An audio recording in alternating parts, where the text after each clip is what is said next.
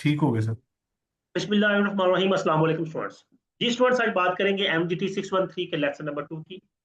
Previous lesson में थोड़ा सा हमने इंट्रोडक्टरी वे में ऑपरेशन मैनेजमेंट को देखा था। ठीक है, वही इंट्रोडक्शन हमारा आगे कंटिन्यू है। अ, हम बात करेंगे मैन्युफैक्चरिंग एंड सर्विसेज की डेफिनेशन की। Manufacturing is the transformation of raw material into finish goods for sale और इंटरमीडिएट प्रोसेस इन्वॉल्विंग प्रोडक्शन और finishing the semi manufacture.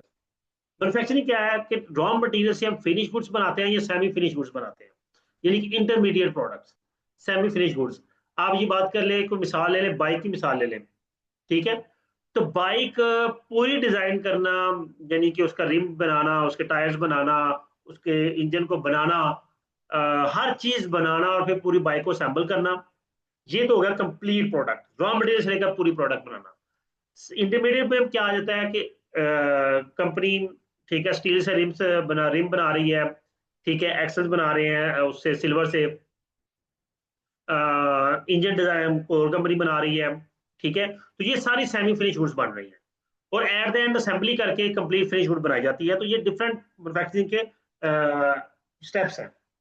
Services are deeds, processes and performance. Service क्या है? ये deeds कहते हैं contracts को या एग्रीमेंट्स को।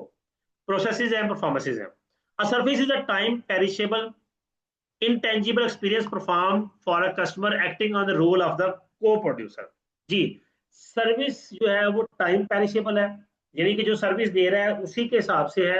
आप उस सर्विस को दोबारा यूटिलाइज नहीं कर सकते, या ये नहीं, जिस तरह प्रोडक्ट है खराब हो जाएगी दोबारा परचेज कर लेंगे, लेकिन सर्विस जो है जो एक दफा ले ली है वही सर्विस दोबारा आप नहीं ले सकते। ठीक है, दोबारा से एक नए तरीके से नए वे में आपको सर्विस प्रोवाइड की जाएगी।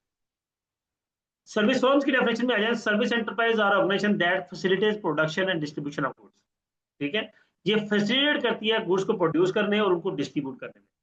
इसमें जो चीजें आप ये सिंपली देख लें कि जिस तरह ट्रांसपोर्टेशन है, सर्विसेज है, चीजें जो रिटेलर सेल कर रहा होता है वो भी सर्विसेज दे रहा है। तो इस तरह से इनको अब डिस्कस कर सकते हैं। हमारे पास can be contribute to following sectors. किन सेक्टर्स में? प्राइवेट है, पब्लिक प्राइवेट है, गवर्नमेंट है। अभी चार सेक्टर्स हैं। प्राइवेट सेक्टर प्योरली जो जिसमें आ जाता है, सोल ट्रेडरशिप है या पार्टनरशिप है या प्राइवेट लिमिटेड कंपनी है। उसमें प्राइवेट लोग हैं, उसमें बाहर का कोई बंदा शामिल नहीं हो सकता। पब्लिक लिमिटेड कंपनीज में हर बंदा अपनी इन्वेस्टमेंट को शामिल कर सकता है, तो वो पब्लिक कंपनी आती है। पब्लिक प्राइवेट पार्टनरशिप में आप आ जाता है जिसमें कुछ पोर्शन प्राइवेट हो कुछ पब्लिक हो, इसको पब्लिक प्राइवेट कह सकते हैं। नॉर्मली जो सेमी गवर्नमेंट अदारे हैं उनको पब्लिक प्राइवेट कहा जाता है। जिस तरह आप कह लें कि नेशनल बैंक है, वो गवर्नमेंट का बैंक है लेकिन उसमें भी जनरल पब्लिक का पैसा भी इन्वॉल्व है। फिर आप कह लें और जिस तरह पंजाब बैंक है, ये सेमी पब्लिक अदारे हैं। या प्योरली गवर्नमेंट इंस्टीट्यूशन, जिस तरह आप फेडरल गवर्नमेंट की बात कर लें, FBR की बात कर लें, प्योरली गवर्नमेंट इंस्टीट्यूशन है। ठीक है, आप बापटा खैर ऑटोनमस बॉडी है, ठीक है, लेकिन गवर्नमेंट के अंदर आता है। तो इस तरह ये चार तरह के हमारे पास सेक्टर्स आ जाते हैं।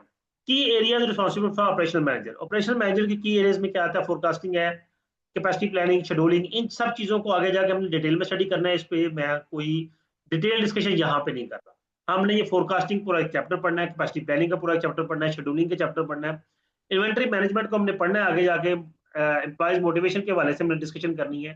तो फिर हम यहाँ भी इस पर टाइम नहीं लगाएंगे। काम की बात पे आते हैं, decision making. Operation managers spend most of their routine hours in making decisions under certainty or uncertainty.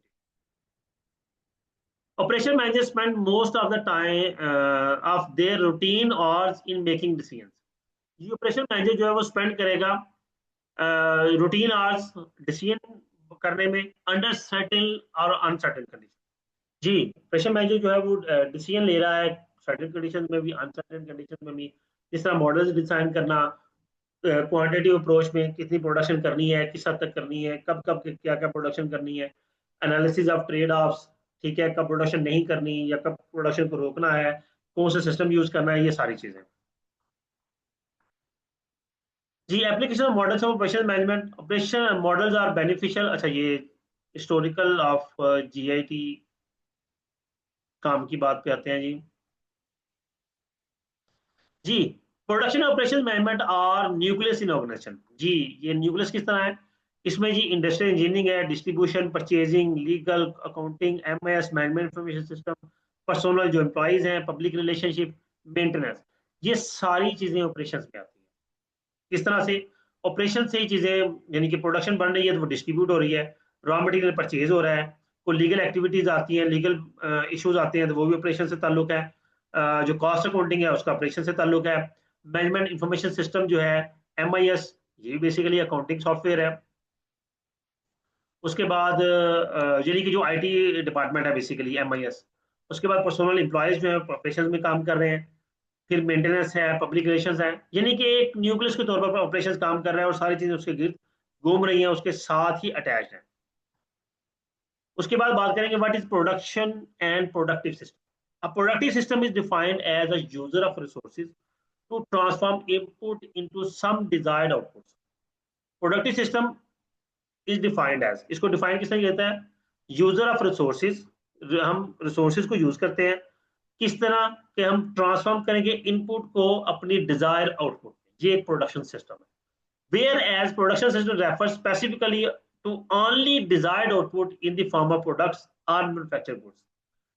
और प्रोडक्शन सिस्टम को हम इसी तरह रेफर करते हैं और इसीलिए यूज करते हैं क्योंकि हमने अपनी डिजायर आउटपुट हासिल करनी है गुड्स को मैन्युफैक्चर करने के लिए। अब इसमें कौन सी चीजें आ जाती है? Raw material is converted to value added and end product service. अब उसमें क्या है? फिजिकल मैन्युफैक्चरिंग में आ गया, location, transportation, exchange, retailing, storage, warehousing. ये बात क्या है? चीजें लिंक्ड है। फिजिकली आप कहाँ पे मैन्युफैक्चरिंग कर रहे हैं, लोकेशन ताकि ट्रांसपोर्टेशन का पता चल सके, चीजें एक्सचेंज हो रही हैं कहाँ पे? रिटेलिंग में जा रही हैं, फिनिश गुड्स वेयर हाउस में स्टोर हो रही हैं। फिजियोलॉजिकल यानी कि हेल्थ केयर इश्यूज जो है, जो एम्प्लॉयज के साथ हेल्थ केयर इश्यूज आते हैं। फिर इंफॉर्मेशनल और टेलीकम्युनिकेशन, ये चीज आ जाती है। नेक्स्ट हमारे पास आता है जी,